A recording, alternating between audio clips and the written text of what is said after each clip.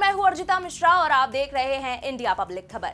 इस वक्त आपको आगामी बिहार चुनाव, दिल्ली विधानसभा सत्र में मचे घमासान जैसी तमाम खबरें जरूर सुनने को मिल ही रही होंगी। लेकिन क्या आपको पता है कि देश के ही भीतर एक बड़ा हिस्सा ऐसा भी है जो एक खास तरह के युद्ध की तैयारियां कर रहा है। जी हां, भारत में एक बड़े युद्ध का शंखनाद होने वाला है और इस युद्ध का यलगार किसी बाहरी नहीं बल्कि अपने ही देश के दक्षिणी हिस्से के राज्य तमिलनाडु ने कर दिया है। लेकिन ये जंग किसी रियासत को लेकर नहीं बल्कि संस्कृति का नाम लेकर छेड़ने का ऐलान किया गया है। इस युद्ध में कोई ढाल, तलवार या तीर कमान नहीं बल्कि सियासी दांवपेच और प्रदर्शनों का इस्तेमाल हो रहा है। और इस युद्ध की वजह बनी है एक भाषा, जो है इस देश ही नहीं बल्कि दुनिया भर में करोड़ों लोगों की मातृभाषा हिंदी। ये सुनने में आपको बेहद अजीब और चौंकाने वाला लग रहा होगा, लेकिन ये सच है। एक वक्त था जब दक्षिणी भारतीय राज्यों की राजनीति हिंदी विरोध पर ही टिकी हुई थी और एक बार फिर से कुछ ऐसा ही वापस होता दिख रहा है।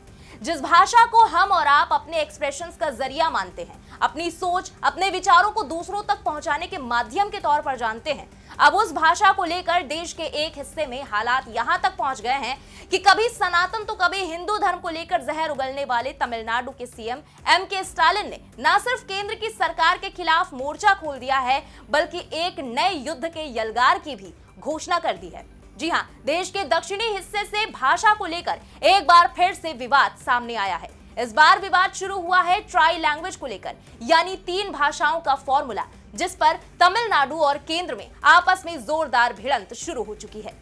ट्राई लैंग्वेज विवाद के बीच केंद्रीय शिक्षा मंत्री धर्मेंद्र प्रधान ने तमिलनाडु की सरकार को राजनीति से ऊपर उठने की सलाह दी है। लेकिन इसी बीच तमिलनाडु सीएम ने केंद्र को वार्निंग देते हुए ऐसा ऐलान कर दिया है जिसको लेकर अब तमिलनाडु और केंद्र के बीच गहमा गहमी की आग तेजी से भड़क उठी है। तो आखिर क्या है ये ट्राई लैंग्वेज फॉर्मूला, क्यों लगातार बढ़ता जा रहा है इस फॉर्मूले पर छिड़ा हुआ बवाल, और आखिर कैसे लैंग्वेज वॉर की ओर बढ़ रहा है देश का दक्षिणी हिस्सा, जानेंगे सब कुछ इस स्पेशल रिपोर्ट में। लगभग 36 सालों के बाद देश में एजुकेशन का नया ब्लूप्रिंट तैयार हो चुका है, यानी राष्ट्रीय शिक्षा नीति, जिसे हम इंग्लिश में न्यू एजुकेशन पॉलिसी या एनईपी भी कहते हैं। इस नई शिक्षा नीति में कई ऐसे बदलाव किए गए हैं जिससे हमारे एजुकेशन सिस्टम में रिवॉल्यूशनरी चेंजेस लाने के साथ ही ईज ऑफ लर्निंग के कॉन्सेप्ट पर हर बच्चे को क्वालिटी एजुकेशन दिए जाने के मकसद से इसे तैयार किया गया है।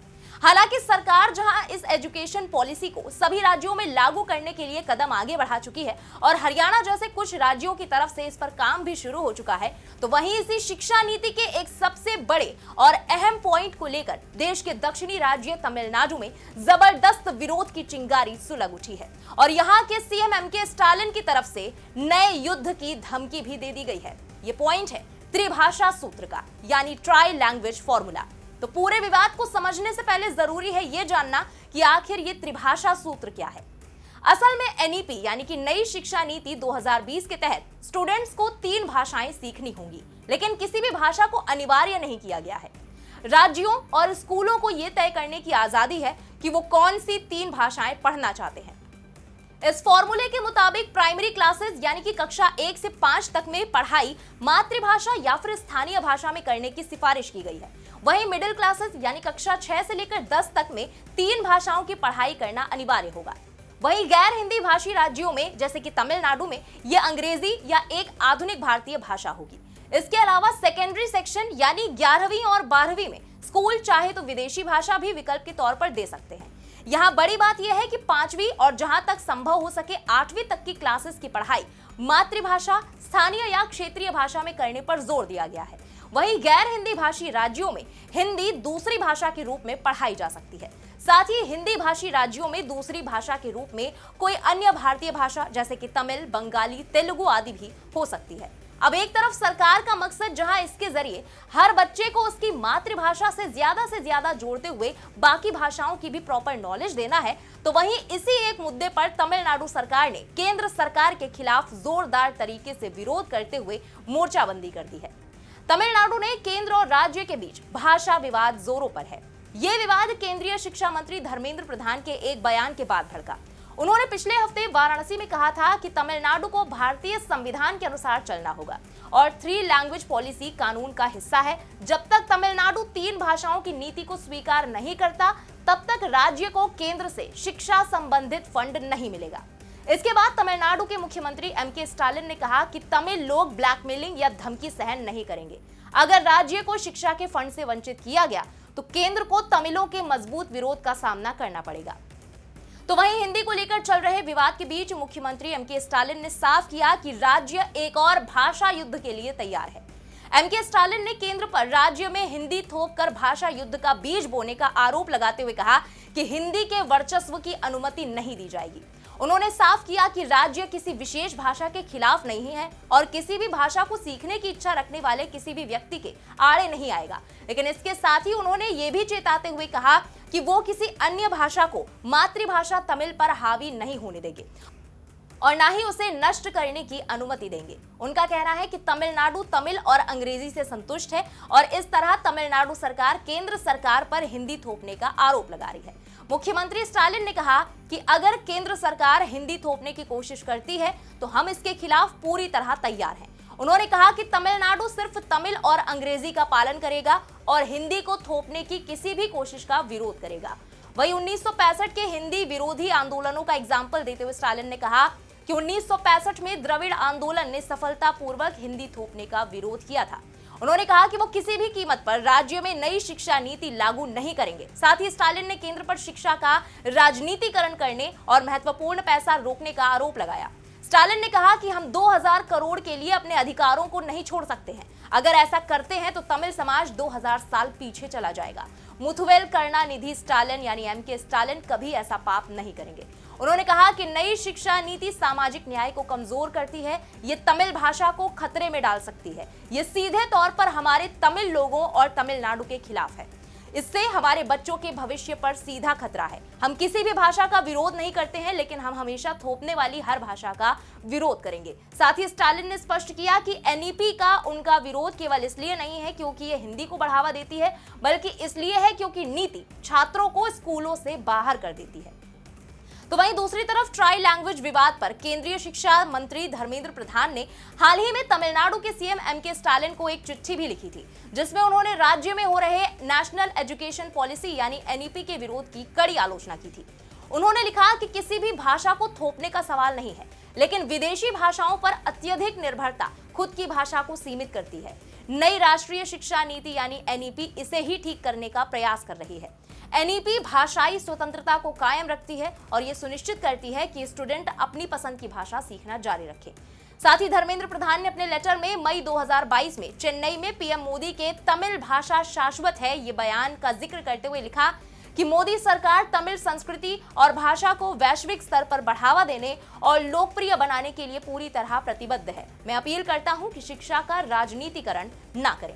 इसके साथ ही उन्होंने ये भी ऐलान किया था कि तमिलनाडु को समग्र शिक्षा मिशन के लिए लगभग 2400 करोड़ की धनराशि तब तक नहीं मिलेगी जब तक कि वो राष्ट्रीय शिक्षा नीति को पूरी तरह से अपना नहीं लेते। उधर तमिलनाडु बीजेपी अध्यक्ष के अन्नामलाई ने भी सीएम स्टालिन पर भाषा विवाद को लेकर पाखंडी होने का आरोप लगाया। सोशल मीडिया प्लेटफॉर्म एक्स पर एक पोस्ट में अन्नामलाई ने आरोप लगाया कि तमिलनाडु में सरकारी स्कूल के छात्रों को तीसरी भाषा सीखने नहीं दी जा रही है, जबकि सीबीएसई और मैट्रिकुलेशन प्राइवेट स्कूलों में ये लागू है। अगर आप हिंदी सीखना चाहते हैं तो क्या आपको अपने बच्चों को उन प्राइवेट स्कूलों में एडमिशन कराना होगा जो डीएमके के कार्यकर्ताओं के हैं? राज्य की मौजूदा सरकार इस मामले पर दोहरा रवैया अपना रही है, जिसमें अमीरों के लिए एक नियम और गरीबों के लिए दूसरा नियम है। आपकी पार्टी के सदस्य जो पेंट के डिब्बे लेकर घूम रहे हैं, अपने बयान में हिंदी और अंग्रेजी के बीच अंतर स्पष्ट करना भूल गए हैं। गौर करने वाली बात यह है कि ट्राई लैंग्वेज पॉलिसी को लेकर साउथ के राज्यों और केंद्र सरकार के बीच लंबे वक्त से विवाद बना रहा है। 2019 में न्यू एजुकेशन पॉलिसी लागू होने के बाद विवाद और बढ़ गया था। नई शिक्षा नीति के तहत हर राज्य के छात्रों को 3 भाषा सीखनी होंगी, जिनमें से एक हिंदी भी होगी। तमिलनाडु में इसको लेकर काफी विरोध हो रहा है। राज्य में मौजूदा सरकार के कार्यकर्ता जगह जगह हिंदी लिखे नामों पर कालिक पोत रहे हैं। यहाँ तक कि एक रेलवे स्टेशन पर हिंदी में लिखे नाम पर भी कालिक पोत दी गई। लेकिन सवाल यह है कि आखिर भाषा को लेकर इतना ज्यादा विवाद क्यों? असल में त्रिभाषा फॉर्मूला को लेकर दक्षिण भारत, खासकर कि तमिलनाडु में लगातार विरोध पहले भी होता रहा है। इसके पीछे मेन रीजन है हिंदी थोपने का डर। तमिलनाडु ने हमेशा हिंदी को अनिवार्य बनाए जाने का विरोध किया है। उनका मानना है कि यह हिंदी वर्चस्व को बढ़ावा देगा और उनकी मातृभाषाओं यानी कि तमिल, तेलुगु, कन्नड़ और मलयालम को नुकसान पहुंचाएगा। इससे पहले भी तमिलनाडु में 1937 और 1965 के दौरान हिंदी विरोधी आंदोलन हुए थे, जिसके बाद वहां हिंदी को स्कूलों में अनिवार्य नहीं किया गया। तमिलनाडु त्रिभाषा नीति को नहीं अपनाता और सिर्फ 2 भाषाओं यानी कि तमिल और अंग्रेजी को ही स्कूलों में पढ़ाता है। यहां आपको बता दें कि तमिलनाडु में हिंदी को अनिवार्य न करने के पीछे राजनीतिक कारण भी है। दक्षिण भारत में कई दल, खासकर द्रविड़ मुनेत्र कड़गम यानी कि डीएमके, हिंदी को उत्तर भारतीय वर्चस्व का प्रतीक मानता है। हिंदी थोपने को लेकर केंद्र और राज्य सरकारों के बीच टकराव होता रहा है। दक्षिण भारतीय राज्यों में अंग्रेजी को हिंदी से ज्यादा व्यावहारिक और अंतरराष्ट्रीय अवसरों के लिए जरूरी माना जाता है और वो हिंदी के बजाय अंग्रेजी को प्राथमिकता देना चाहते हैं। हालांकि ये पहली बार नहीं है जब लैंग्वेज वॉर जैसी धमकी तमिलनाडु की तरफ से आई हो। तमिलनाडु में हिंदी विरोध का इतिहास लगभग 85 साल से भी ज्यादा वक्त से पुराना रहा है। 1937 में ब्रिटिश शासन के दौरान मद्रास प्रेसिडेंसी, जो कि अब तमिलनाडु है, उसमें हिंदी को स्कूलों में अनिवार्य करने की कोशिश हुई थी, जिसे व्यापक विरोध झेलना पड़ा था। इस आंदोलन की अगुवाई द्रविड़ कड़गम और बाद में द्रविड़ मुनेत्र कड़गम यानी कि डीएमके ने ही की थी। विरोध इतना मजबूत था कि 1940 में हिंदी को स्कूलों से हटाना पड़ गया। इसी तरह साल 1965 में जब केंद्र सरकार ने हिंदी को देश की इकलौती आधिकारिक भाषा बनाने की योजना बनाई, तो भी तमिलनाडु में बड़े पैमाने पर विरोध प्रदर्शन हुए। इन प्रदर्शनों के दौरान कई छात्रों की जान भी चली गई थी और आंदोलन ने पूरे राज्य को झकझोर कर रख दिया था। इसके बाद केंद्र सरकार को पीछे हटना पड़ गया। अंग्रेजी को हिंदी के साथ सह आधिकारिक भाषा के रूप में बनाए रखा गया। बहरहाल लगभग 3 दशकों से भी ज्यादा वक्त के बाद अब नई शिक्षा नीति 2020 को लाया गया है, जिसका उद्देश्य भारत की शिक्षा प्रणाली को 21वीं सदी की जरूरतों के मुताबिक ढालना है, ताकि छात्र न केवल एग्जामिनेशन पास करें बल्कि प्रैक्टिकल नॉलेज और स्किल से भी लैस हों। इस बार नई शिक्षा नीति को लागू करने के लिए केंद्र ने साल 2030 तक का लक्ष्य रखा है। लेकिन चूंकि शिक्षा संविधान में समवर्ती सूची का विषय है, जिसमें राज्य और केंद्र सरकार दोनों का अधिकार होता है, तो ऐसे में राज्य सरकारें इसे पूरी तरह लागू करें ऐसा भी जरूरी नहीं है। ऐसे में जब हिंदी को लेकर जिस तरह तमिलनाडु ने एक बार फिर से भाषा युद्ध की धमकी दे डाली है, उससे लगभग 53 सालों के लंबे वक्त के बाद इस मुद्दे पर नए सिरे से तल्ख बहस शुरू हो चुकी है। अब देखना होगा कि तमिलनाडु के विरोध के बाद केंद्र सरकार का इस मुद्दे पर अगला कदम क्या होता है। फिलहाल इस खबर में अभी के लिए बस इतना ही। इस खबर से जुड़ी सभी लेटेस्ट अपडेट्स और देश दुनिया की बाकी खबरों के लिए बने रहें इंडिया पब्लिक खबर के साथ। हमारे YouTube चैनल को सब्सक्राइब करें, बेल आइकन दबाना बिल्कुल ना भूलें।